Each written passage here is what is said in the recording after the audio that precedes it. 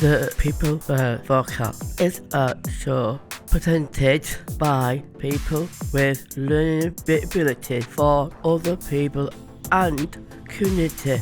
We talk about things that are important to you in the interview. Interested people find out now. Immersion. This is a way different and have your voice heard.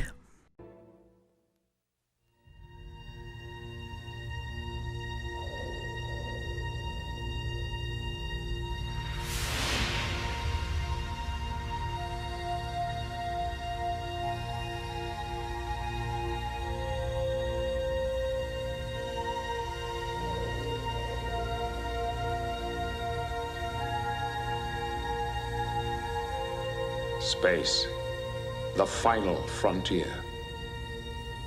These are the voyages of the Starship Enterprise.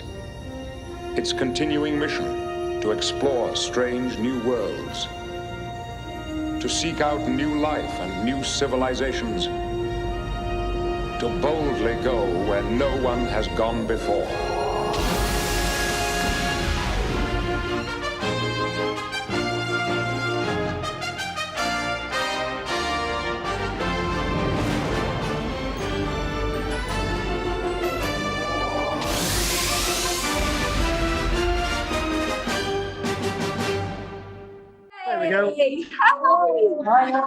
Hi everyone. Hi. Hi. Great to see you all. Good to see you. Good to see you. How are you doing? I am doing great. I'm so excited to be with you today. I think we're going to have a fun chat about space. Yes. Yeah. Definitely. Well, I want to ask first, is anyone here interested in space? Yes. Okay, perfect. I heard y'all have some great questions for me. Yes. Yeah. We have. Good. I can't wait to hear them. I've watched the Netflix documentary. Oh, Yeah. wonderful. They did such a great job with that documentary of really getting to show our experience. And then we had fun because a lot of that last episode where we're in space, we filmed it because we were taking videos of each other in space on our iPhones. You must be braver than me because I was. Wow. You're better than me. Yeah. So yeah, we'll hand over to you to start us off if that's okay. Absolutely.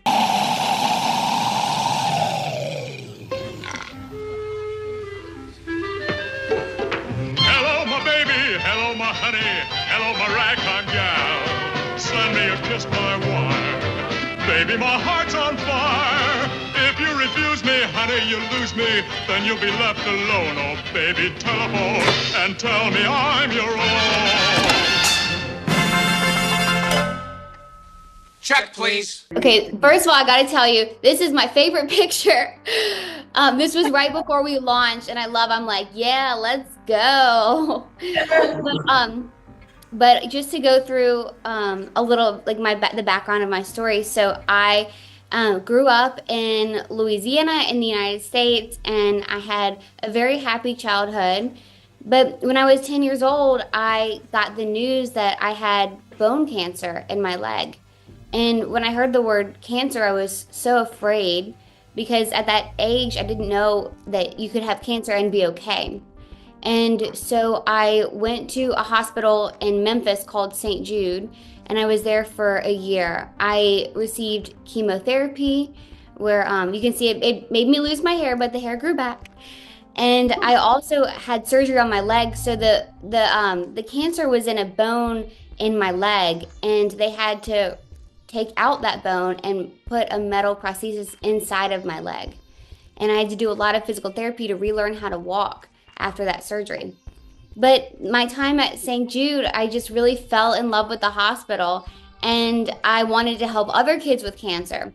And so I worked really, really hard. I held on to my dream. And now I work at St. Jude as a PA, a physician associate. I believe that there are physician associates in the UK, but it's a big career here in the US.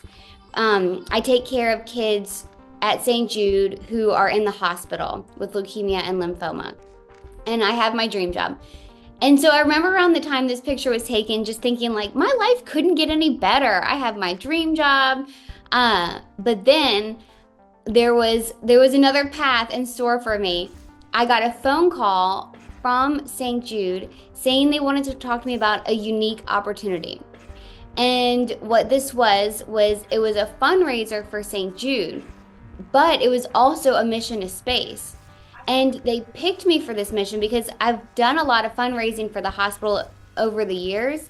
And because I was a patient when I was 10, and then now working at the hospital, they wanted me to be an advocate for the hospital and help tell the St. Jude story as a crew member of Inspiration 4. So I'm pretty sure I'm one of the only people to ever get a phone call out of the blue saying, do you want to go to space? And I answered that call and I said yes. And then I said, wait, let me check with my mom. But my answer is yes. So I called my mom. She was very supportive. And then I talked to my brother and his wife. They're both aerospace engineers. And so I was able to ask them a lot of questions about space missions, and they were very supportive. So then I joined the crew of Inspiration 4. So my mission was the first all-civilian orbital space mission. So we were the first time that people went into space that weren't government astronauts. And we orbited, so that meant we were up in space for several days. And all of us had a different role on the mission. The tallest guy, Jared, he is the philanthropist. He is a very generous man who bought the mission, and he gave us all our seats to space. He's also a pilot, and he was the commander of our mission. So he was the person that we listened to. And then my role, because I work in medicine, I was the medical officer of my mission. So I was in charge of the health of my crew. And some of them got a little sick in space, and I had to help them. And then my other two crew members won their seats to space through different contests. So I was often making this face at my trainers when I was learning actual rocket science. It was so fascinating to learn. We really had to learn the ins and outs of the rocket, and I'd never learned anything like that before. I'd never done any kind of engineering. It was fascinating, but it was not easy. So then we had to get our bodies ready for spaceflight. One of the first things we did was we went in this machine, and you can kind of see the capsule on the left-hand side, but we were inside that capsule, and the machine spun us all around the room at a really, really high speed. And the purpose was because we were moving so fast that we felt a lot of gravity on us. Have you guys ever been on a roller coaster?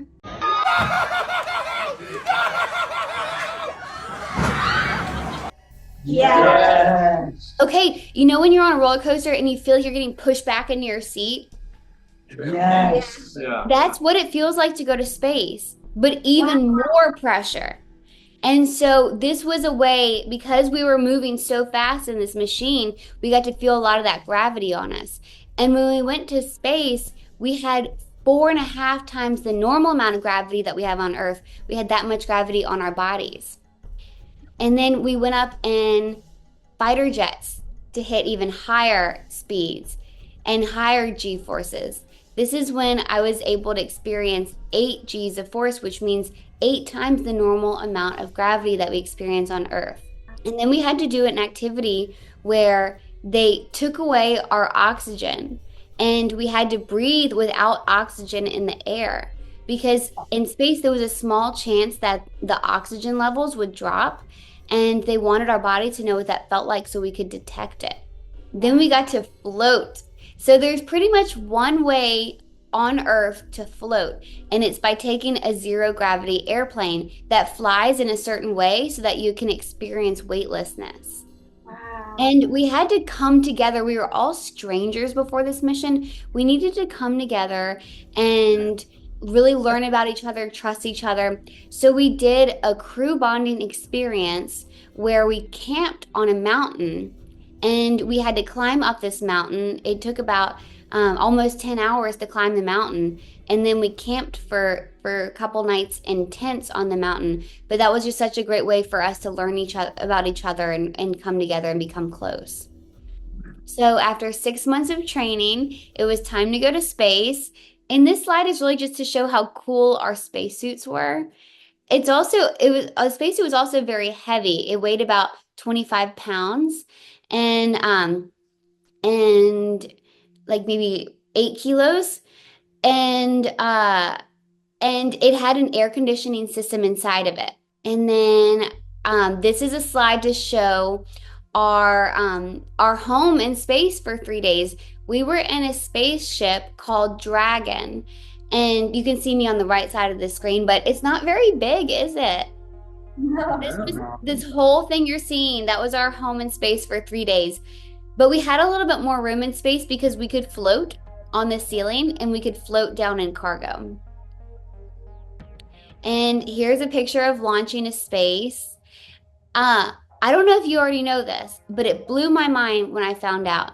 It only takes about 9 minutes to get to outer space. Wow. I know. I always say it takes me longer to drive to work than it did to get to outer space. But it was 9 minutes, and we launched from Cape Canaveral in Florida. And then we made it to space. We had that beautiful window on our spacecraft so we could really see all of Earth all at once.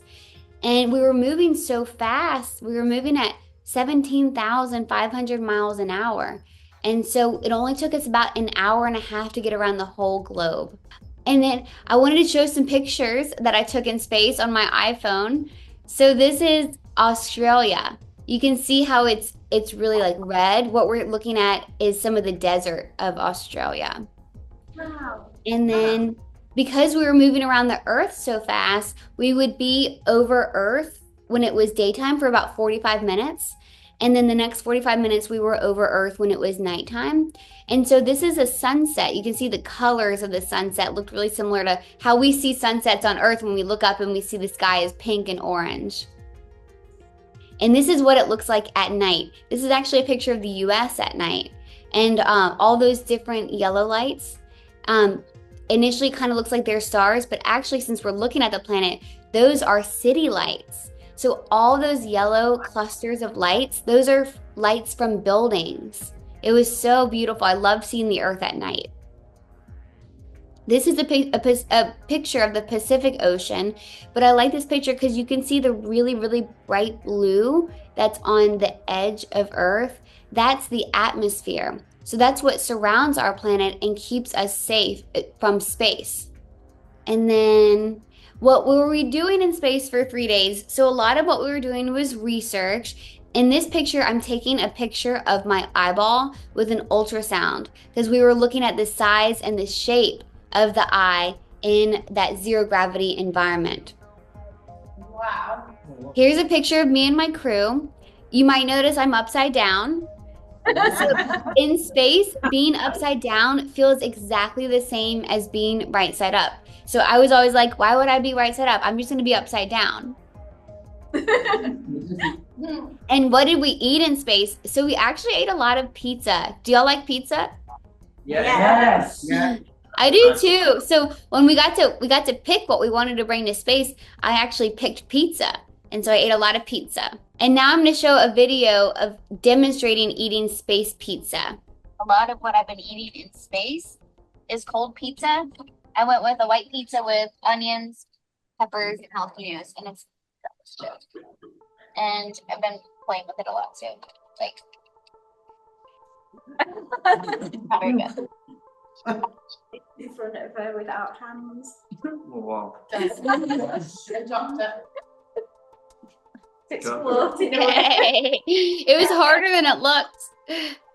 So I wanted to show you this picture because this picture is really special to me. So it shows my whole journey. It shows how when I was younger, I got sick and I had to be really brave. And then when I was older, I again had to be really brave, and I did it to help kids with cancer. And actually through my mission, we raised about $250 million for St. Jude to help other kids with cancer. It was really amazing to be part of. So after 3 life-changing days in space, we came back to planet Earth, and our spaceship went through the atmosphere. And I'm not sure if you can really see it in this photo, but do you see how the spaceship looks really dark in color? Yes. That's because when we came through the atmosphere goes around Earth, and its whole job is to keep Earth safe, and it keep things outside of Earth, like keep space rocks from coming into Earth. And so it's really, really hot. And so when we came through the atmosphere, the spaceship was actually on fire for a little while. And when I looked out the window, I could see some fire. But that's why it burned the outside of the spaceship. That's why it became all dark like that. Another happy landing. But we were safe. They had made the spaceship so that it could handle the fire. And then the fire stopped once we came through the atmosphere, and these parachutes came out and slowed us down because we'd been going so fast we had to slow down. So it slowed us down, and we landed in the Atlantic Ocean. And this picture is taken from a boat. So the boat came and picked up my spaceship out of the water, and we got out of the spaceship onto the boat. And then since I've been back on Earth, I've written some books about my experience, really wanted to share the experience with everyone. And with that, I will take any questions that you guys have. And I can... Can we give you a round of applause? Oh, thank you so much. You guys were a great audience. Well, if you don't mind a pun, we're absolutely over the moon to see you here. Oh. Thank you so much for being here. So our members have got some questions for you. We've also made posters and things for you that I will send pictures for you so you can That see is them. so sweet. Thank you, everyone. I'm in space. I know you are, mate. Yeah, we're both in space. So, Jane, do you want to start us off with your... Just get the microphone as well so we can get the good audio. Oh, that's so helpful. So here is Jane. Jane is our receptionist today. She's been at Wonderful. a long time. Do you want to share? Yeah. Nice and loud, James. Yeah. Can you introduce yourself and tell us more about you? So I work in medicine in the United States at St. Jude Hospital, and I like to joke that I'm a part-time astronaut, and so because I had this wonderful experience of going to space, right now I'm not training for a mission. I don't have any plans to go back to space, but if I stay on Earth the rest of my life, I'll still be happy. But you never know what will happen. I never thought I would go to space the one time. Stephen is our next person, and Stephen delivers training at hospitals to teach nurses and doctors how to support people with learning disabilities. That's amazing. How do you train?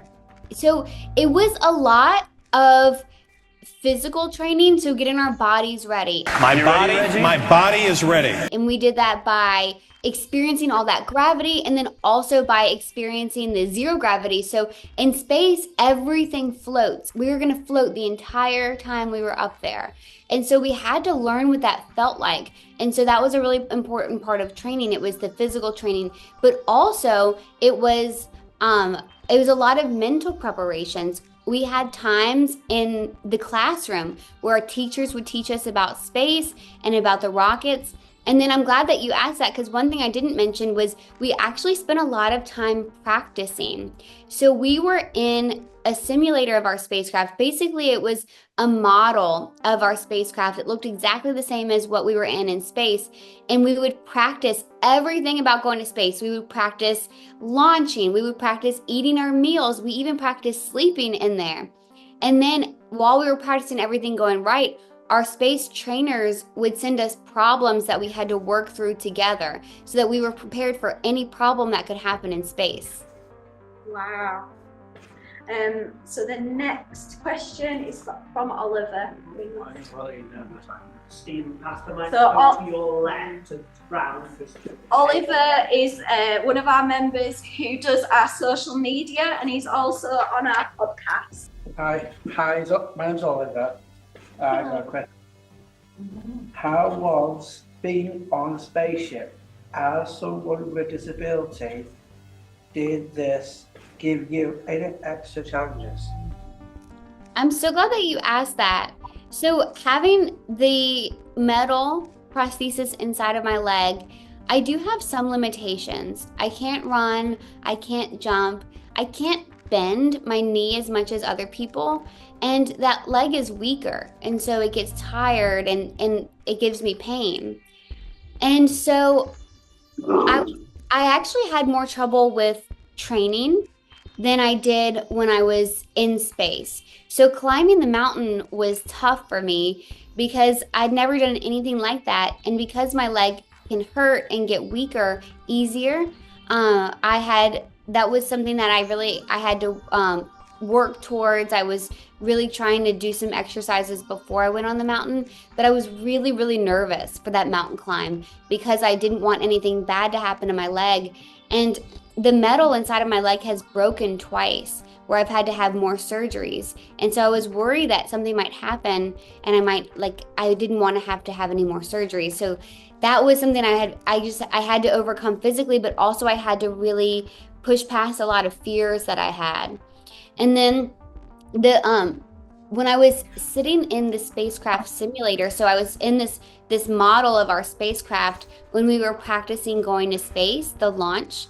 We actually have to sit there for 2.5 hours before we launch, because during that time they're putting the fuel inside of the rocket. And when I was sitting there, my leg was in this bent position, and it started hurting so badly that when I was in this simulation, like we were practicing for space, I just started crying. I was in so much pain in my leg. And so the engineers had to redesign the seat for me. And I was so appreciative that they were very accommodating to what I needed, and that I couldn't sit in a regular seat like everyone else, but that they made it work for me. And so some of the biggest challenges I had were even before I went to space. Now, luckily, in space, my leg felt really good. And I think a lot of it was because there was no gravity. So there was no pressure on my leg. But I was very happy because I'm the first person with a disability to go into space. And I was so happy to show that somebody with a leg or like with metal in their body like mine, that they can go to space and it can go really well. Wow. It sounds like a really good, reasonable adjustment that they made for your leg, and we advocate for reasonable adjustments all the time here at People First. So that sounds fantastic. Yes, it was a reasonable adjustment, and I have to tell you, they were excited to do it. You know, engineers, they love to work through a challenge, and so they held meetings the day after I was in so much pain that I was crying. The day after that, they were holding meetings to help redesign. So I was so happy that the company was so open to that. Fantastic. The next person is Tyler. Tyler is one of our newest members. And he's working on the podcast, and he's also one of our comedians here. Ooh! Hi, Tyler. Hey, Hayley. My question is, who has been your biggest inspiration in your life? I think my biggest inspiration has been my oncologist. So the doctor I had when I had cancer, that helped me get through that time. And I believe it's because she was so positive. And even though I was going through something very scary where I was very, very sick, she helped me look towards the future. And so instead of just focusing on feeling so badly from the chemotherapy and from the cancer, she helped me think about what my future would look like after cancer, and it allowed me to have hope and to dream. And so then I was able to dream about one day coming back and working at St. Jude. And I think that that positivity really helped. It did a lot for me to help me get through that time. And I'm sure that all of you have people in your lives who are positive and good role models. And that was her role for me. That's good. Yeah. So the next person we've got here is Jason. You pass the microphone to your left, Tyler. Jason works on our podcast. He's also a big soaps fan and has his own YouTube series. His fanship for soaps. Hello, Hayley. Hi, Jake. What do you think the next few years will bring for space travel? Would you go to Mars? So actually, I'm okay. I don't need to go to Mars. I would be tempted by a moon mission though. The moon looks like a lot of fun. Mars is too far away for me. But I know a lot of people do really want to go to Mars. I think what's going to be exciting is seeing this Artemis program and seeing people going back to the moon. And so I'm so excited. You know, in our lifetime, we haven't seen anyone go to the moon. And so we're going to be able to see people go back to the moon and create technology there to have a base on the moon. And I just think that is so cool. I thought, you know, the people were so excited about the Artemis 2 launch. They just announced there's going to be the crew for Artemis 3 that's going to test some of those technologies to land on the moon. And so I think that's the focus is really over the next 5 years is really going to be on the moon. You must have been braver than me. The next person is Sarah. If somebody could take it over to Sarah. So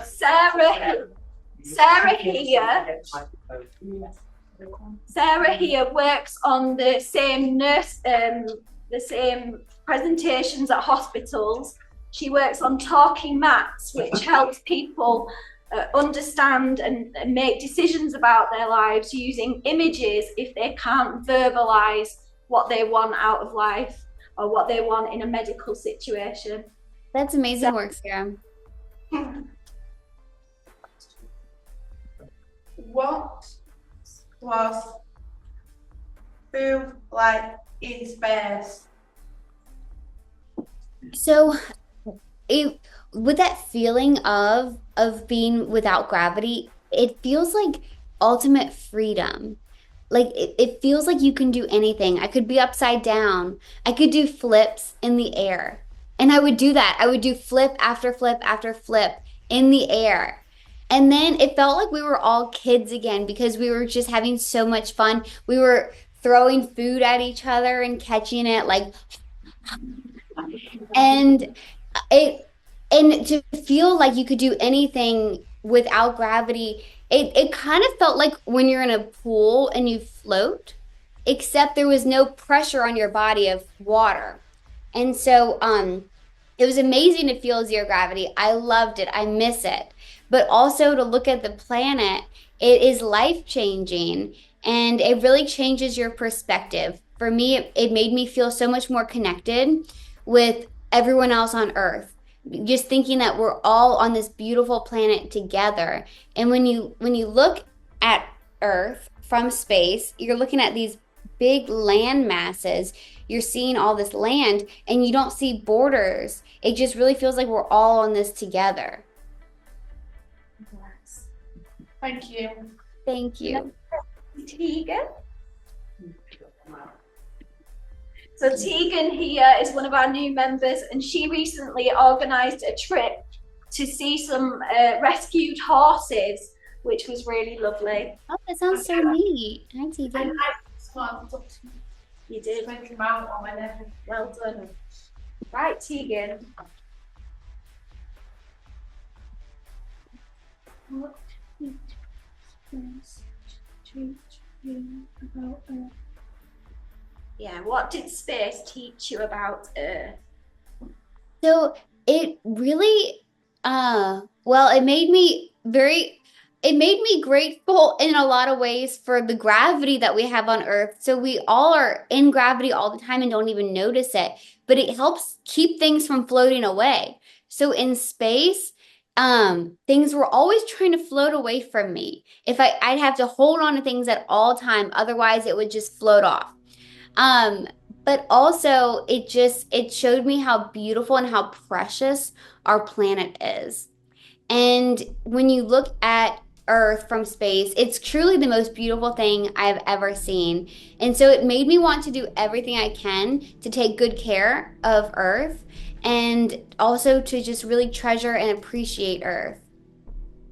Yes, absolutely. So the next person is Nathan.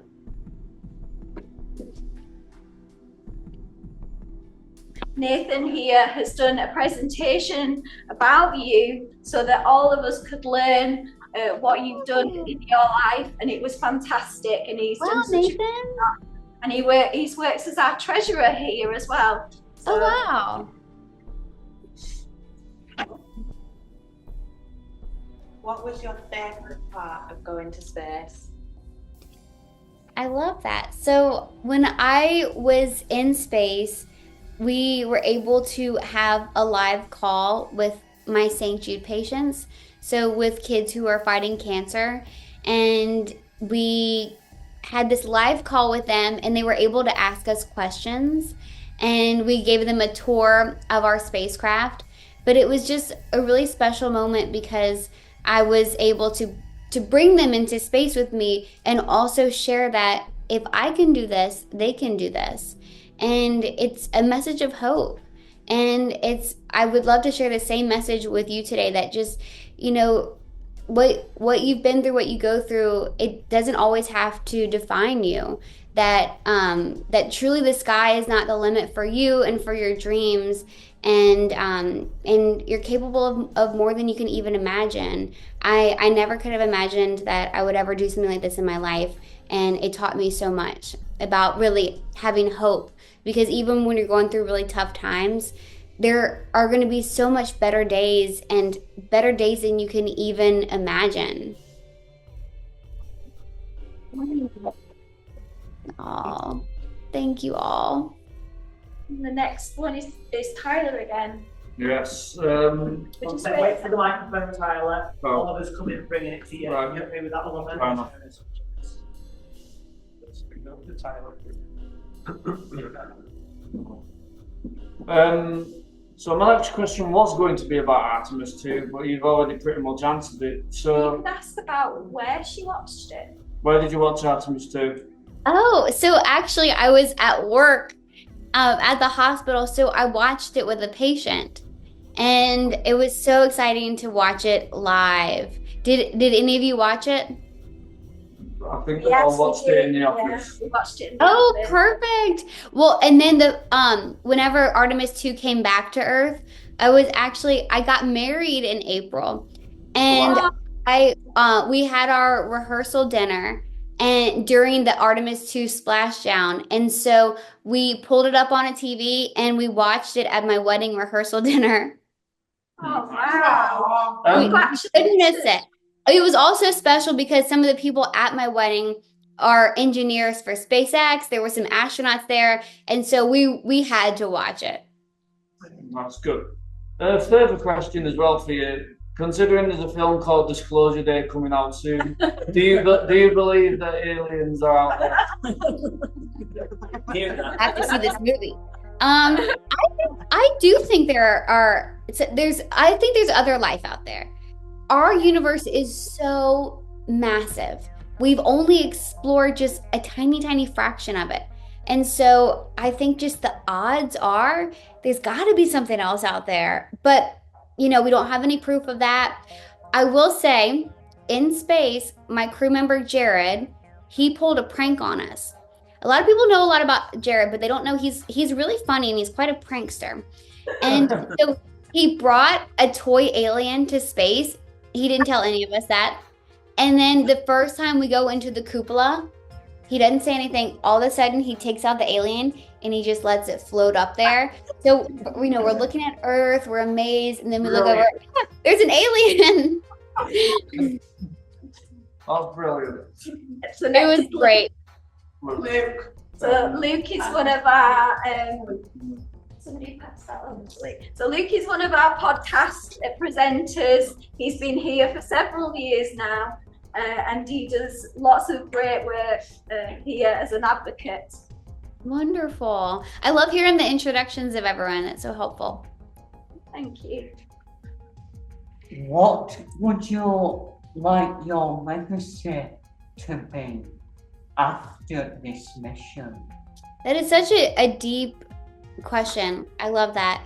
So I really want people to look at my story and to see how important it is to have hope.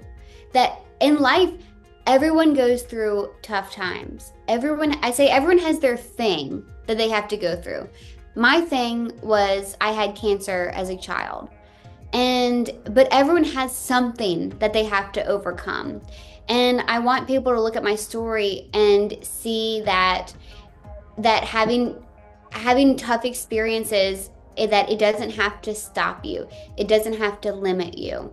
And then just having that importance of hope, because there were times when I was going through cancer, and then in the years to come when I kept having to have surgeries on my leg, there were times where I lost my hope, and it made it so much harder to recover because it was hard to see better days ahead. And but the beauty of life is that there will be better days ahead, and you don't know what these are going to be. That's life. You can't predict it, but that some of these days that are coming your way are better than you can imagine. And so really I hope that when people look at my story, they can see possibility. That's really moving. Do you want to give that a round of applause as well? Thank you. Next one. So Tom here is he works on our podcast. He works on our IT. He fixes lots of computers. He's also our resident DJ. Oh wow, nice. And we like to call him DJ Chili T. And I saw his eyes light up when you mentioned those jalapenos on your pizza. we're obsessed with chilies in this office. Yeah, just amazing. You know, in space, a lot of times you want spicier foods because you don't taste quite as well in space. And so, and that has to do with how some of the fluid moves through your body. So you want spicier food. So you guys would love space food because it's got flavor. That'd suit me, then perfect. What was the moment before ignition like, and how did you cope? I was so excited to go to space. And we were sitting in that spaceship for 2.5 hours as they were fueling the rocket. And so I had a lot of time to just sit there and think. But I was just so ready. And so during those 2.5 hours, I did spend some of that time studying. I was looking over my procedures another time. But then as they were, you know, the time was really like decreasing. We were getting closer to launch. And then they came over the radio and they're like 10, 9, 8. I literally yelled out, I said, let's do this. We're just so excited. There was so much energy. And then I really didn't feel scared. And I remember thinking, like, I'm sure I'm going to be nervous for launch. When is it going to hit? When are the nerves going to hit? And so like the night before I went to space, I slept really well. And then that morning I remember looking at myself in the mirror and thinking, oh, I'm not nervous. I wonder if I'm going to get nervous when I put my spacesuit on. And then I put my spacesuit on and I thought, like, I'm still not nervous. I wonder if I'm going to get nervous when I'm in the rocket. And then I wonder if I'm going to get nervous when they're counting down from 10. But I really wasn't nervous. And I think part of that was because we'd done so much training. And so we were so well prepared. And because of all that training, I was just ready to be there. I was so excited to get into space. I knew in less than 10 minutes, I'm going to be in space. But to be honest with you, I was nervous for coming back to Earth. that's a process called re-entry, and coming through the atmosphere can be really dangerous. It's the riskiest part of the mission. And so that's what I was nervous for. And then just how did I cope with that? I just had to really focus on how I trusted the engineers that made the spaceship, how I trusted my training. And I just had to really hope that everything would go well. And it did. The next person is Jane. So Jane here is one of our podcast members, and she's currently working on her own life story currently. Oh, wow. Oh, that'll be so important to share. What is your advice to other disabled people? So what is your advice to others with disabilities? I would say, you know, everyone has something that they have to go through in life. And for some, it's just more visible than others. For me, you know, people can look at my leg and see that I have a big scar, that I walk with a limp. But, you know, even if sometimes you're told like there are some limitations to what you can do. I mean, people can tell you things, but really it's up to you to know if these are true limitations or if they're not, if this is something that you can push past and do more than maybe other people think, or maybe even you can do more than you think is possible. And so I would say, you know, I do think that you should be proud of everything that you have overcome and over everything that you are overcoming every single day. I think you should be really proud of that and focus on how brave you are and how strong you are, but also know that that of these limitations, because we all have some degree of limitations, that it doesn't have to necessarily stop you. And if there's something that you really want to do, you can work towards it and look for support and do more than you could ever imagine. But I have to say I'm very proud of every single one of you and the work that you're doing. Hearing you guys are busy, and it sounds like you are incredible advocates of people with disabilities, and so I want to thank you for your work. Thank you. So the next and the last question goes to Owen. Owen is our sustainability lead. He helps us to make sure that we're trying to look after the environment. Oh, and he wonderful. He also works on finding information about different countries and sharing those with presentations for us. So we've done a Polish day and we've done a French day so far. Fun.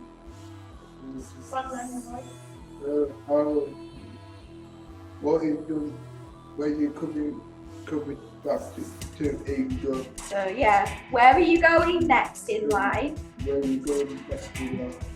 We hope you'll come to England. Yes, I do love England. I've been a couple times. I went last summer. And so if I go back, I know who to call. But, and I'm sure I'll be back at some point. But I love that you're asking this question, because actually you focus on something that I feel very passionate about, which is exploring our planet, traveling, and getting to learn more about other cultures.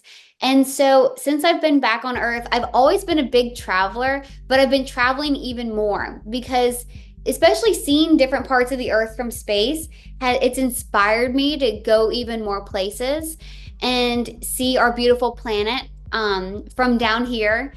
And I love the challenge of being in other countries. I love meeting new cultures. And sometimes people have said things to me like people have said, "Oh, it's all downhill from space, huh?" And And I'd say, like, you know, I really don't think of it like that. Like, I got to go to space and it was an amazing experience, but when I'm on Earth, I get to do things that I couldn't do in space. I couldn't try new foods in space. I couldn't meet new people in space. I couldn't experience new cultures. And so there are a lot of really wonderful parts of being here on Earth. And so I am going to continue exploring our beautiful planet and then also sharing my story. I think that's really important. And so I'm so happy that you guys invited me today. I thank you so much for letting me share my story with you guys. And I've written a couple books, but and I have books for different age groups. And I feel content. I think I'm done with writing books, but you know, one of the most important things that I do going forward is I'm continuing to work at St. Jude. So I am still working with kids with cancer, and the work that I do, I find incredibly inspiring. I love working with these kids and they teach me so much, and so I will be doing that for the rest of my life. That's incredible. It's ironic that we're speaking to you today because we've got four people here who are student nurses, and they're doing their placement here in doing a creative health placement, so that they start to think about the health promotion in the community and the work that we do here to try and prevent illness and support people with information if they do have illnesses, because not a lot of places have easy read guides for health for people with learning disabilities. So I just want to thank you and the nurses for all the things that you do for us with disabilities. It's such great experience for the student nurses. I'm so glad they're able to do a rotation with you guys. Yes. So we all just want to say a big thank you to you for coming today. It has been absolutely wonderful. So we want to give you a 1, 2, 3. Oh, thank you guys so much. These questions were fantastic. And I'm so happy that I was able to hear an introduction of each of you and to meet all of you, because it's really inspiring to hear about the work that you're doing. What you're doing is making a really big impact. And so I just want to say, keep it up. Thank you. Thank you. Thank you. Thank you. It's so nice to meet you guys. Thank you so much for having me. And I'm so happy you watched the documentary too. That's awesome. I hope that that I was able to cover some things today that wasn't in the documentary. Yes, absolutely. Wow. So we're going to put the podcast out and we'll let you know when that's out so you can listen. Yes, I would love to share it with everyone. Your podcast, I can't wait to check it out. The work that you guys are doing really deserves recognition. Thank you. Thank you. Take care. Bye. Bye, everyone. Thank you so much. Have a great rest of your day. Bye. If you enjoyed, follow us on social media to learn more about what we do and our upcoming interviews. You can find us on YouTube, Facebook, X and Instagram by searching for the People First podcast. Thanks for listening. We'll see you next time.